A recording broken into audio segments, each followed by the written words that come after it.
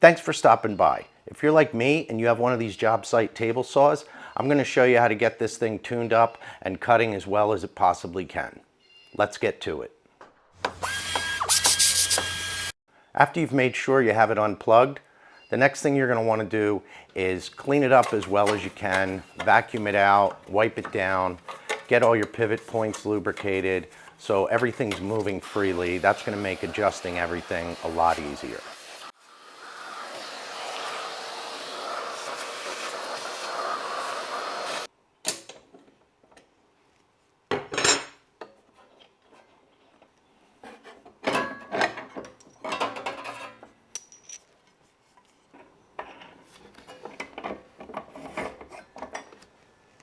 After you get everything cleaned up, you're going to want to lubricate it with something that's not going to attract dust. Graphite's a great lubricant and it won't attract dust. So you have a pivot point right here. This bar's in the way, and another one right here.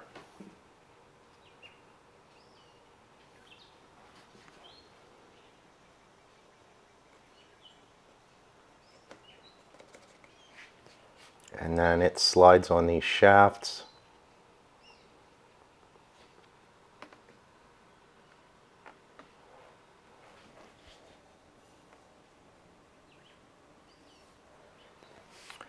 And then you have these rotational points here for the handle.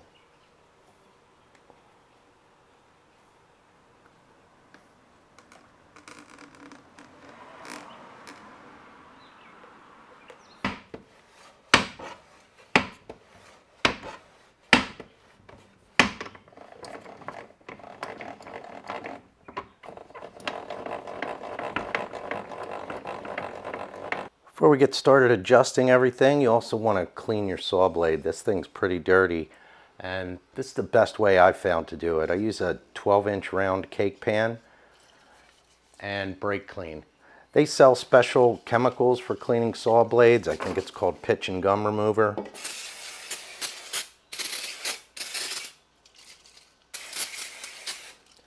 This works fine. And you want to use either a nylon or a brass brush. And once you get your blade clean, you'll be surprised at how much better it cuts, especially if you work with a lot of pine and plywood. Next, you want to make sure your top is nice and slippery. I know you're not supposed to do it, but I just use car wax. I've been using it for years. I've never had an issue with it interfering with the finish. Supposedly there's silicone in it and it will screw up the finish. I've never had a problem. Just make sure you get it wiped down really well and buffed off when you're finished.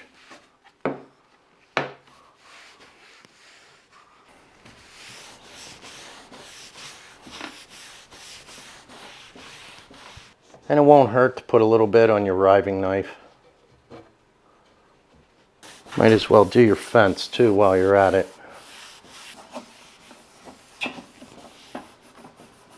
The first thing you want to do for tuning your saw is check your miter slots and make sure that they're the same distance apart in the front and in the back. If your miter slots are out of parallel, there's not much you can do about it other than be aware of it. Mine look pretty good, but I'm still going to do all of the rest of my work off of the right hand side, and whenever I make jigs for this table saw, I'm also going to do everything based off of the right hand side. Now we want to make sure that the blade is parallel to the miter slot, and this is going to be important for jigs and things like that. So we're going to take one of the teeth that are near the front of the saw and mark it so we know which tooth we're working off of. Then you want to take a piece of wood that fits very snugly into your miter slot.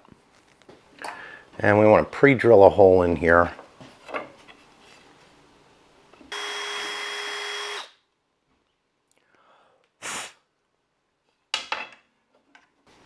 Now take your bevel gauge and take the blade out of it.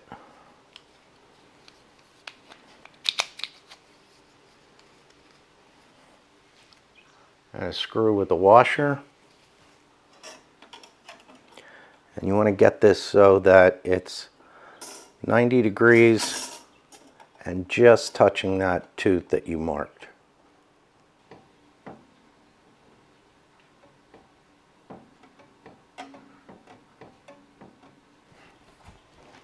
And once you get it so that tooth is just touching, snug that screw up really well. Now, take that out, careful not to bump anything, and move the tooth you marked to the back.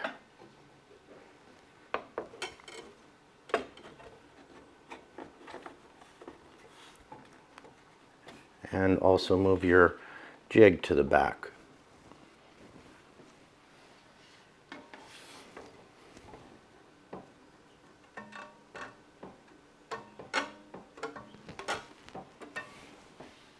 That's parallel enough for me. I'm not going to worry about trying to make an adjustment, but let me show you what to do if you need to adjust it. On the DeWalt, you have this metal bracket here, and you have these Allen screws. There's one here and one on the other side. And to adjust the parallel of the blade to the miter slot, what you do is loosen these screws, and then you can shift the entire assembly one way or the other. If you need to adjust this, what you do is loosen these screws ever so slightly and just give a little tap on the bracket to move it one way or the other, and then tighten the screws back up and recheck it. I would only do either the front or the back at one time, because if you loosen all the screws up, now you really knocked it out of whack. So that's what you want to do, is just loosen those screws and move the entire assembly either left or right, depending on what you need. Now that we know the blade's parallel to the miter slot, we want to check our riving knife, and just get a steel straight edge like this, or one out of your combination square, and put it up against the blade, and make sure that you're between teeth and you're not up against the teeth, and see if you're touching the riving knife on both sides without touching the teeth, and that'll give you an indication that your riving knife is lined up. If you have to adjust these, really all you can do is bend them slightly. There's not really an adjustment underneath to line this up. That's usually what happens, is they get bent, banged or something. So you can bend them slightly if you need to. Now we want to make sure our fence is parallel to the blade. Some people will just take a piece of wood and put it in the miter slot and use that to check the fence. That's okay to do that, but I'd rather work off the blade itself. And you just kind of gotta feel this for yourself, but you put the fence up against the blade, and you have to be careful because a saw blade has a surprising amount of flex to it, so you don't want to push the blade. And just move the fence until it's just touching the blade. And then you want to check the front and the back. There's a lot of disagreement among woodworkers about should your fence be exactly parallel to your blade. I prefer to have my fence slightly out of parallel with the blade. I want it to be touching in the front and a very, very slight gap in the back. So this is exaggerated, of course, but my fence is skewed this way slightly. So that way, if there's any pinching at all, it's going to occur in the front, where the blade is going to be pushing the wood down to the table, instead of taking a chance that it's tight in the back and it's going to lift the wood up into my face. So that's why I like to have my fence just ever so slightly skewed this way. While you have your fence right up against the blade, it's a perfect time to zero out your indicator, and that's adjusted by these two screws right here. On the DeWalt saws, there's two positions for the fence. You have a screw here to register the fence and a screw here.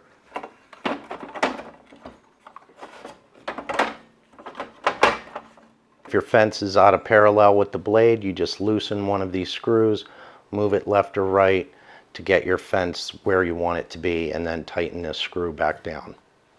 Next, you want to adjust your throat plate and make sure it's flush with the top of the saw. And I'm a little high here in the back, so I just back this screw off here.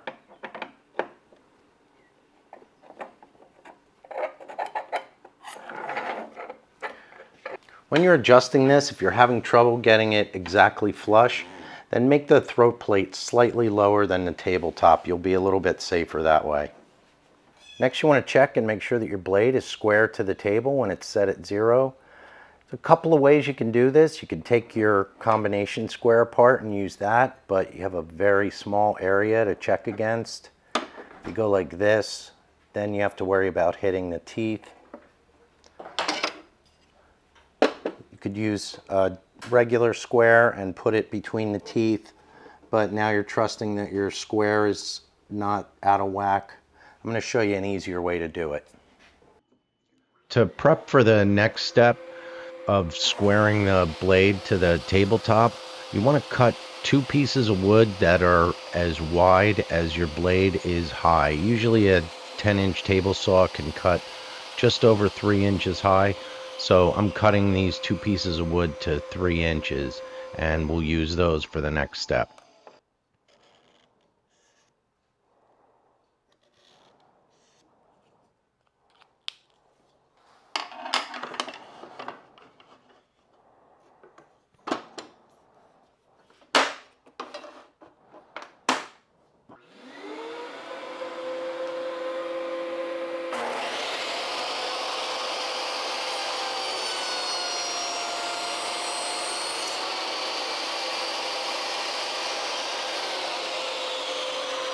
Now you have your 2 test pieces cut.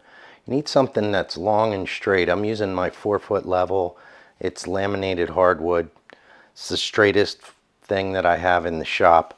And you want to take your 2 test pieces, put one on there, and take the other one and spin it around and butt them up against each other. And you can see I have a pretty big gap here at the top.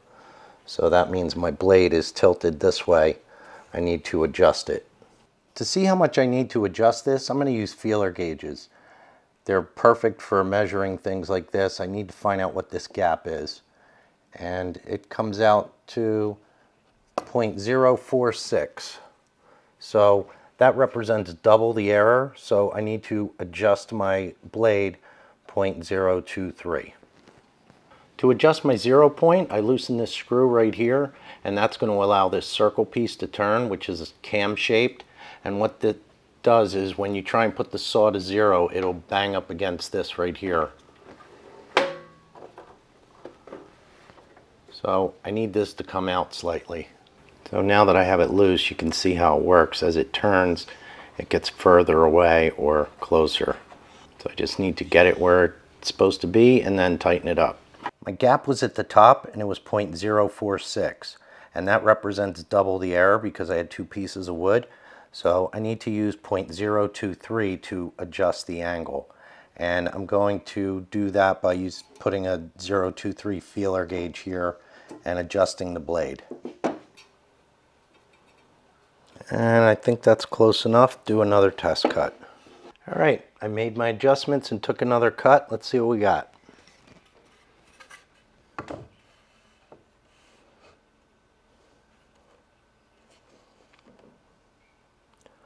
That looks close enough to me.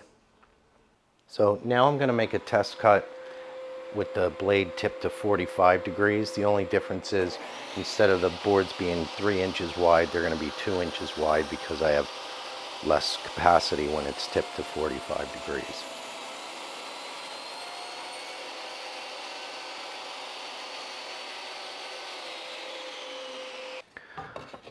So here's the 2 pieces I just cut. And I'm just going to flip this one over and see how everything matches up. And it may look like there's a gap there, but that's just a shadow line from the marker. That's perfect as far as I'm concerned. If there was a gap, again, just use a feeler gauge, either here or here, wherever your gap is, and then adjust the cam at the top side of the pivot slot on the saw. I really appreciate you taking the time to stop and check out my video. Hopefully you learned how simple it is to tune up your table saw with a couple of scraps of wood, a little bit of elbow grease, and your saw is going to be cutting great. I also have another video where I showed how to make a table saw sled. I'll put a link to it right over here. You can check that out. Thanks for watching.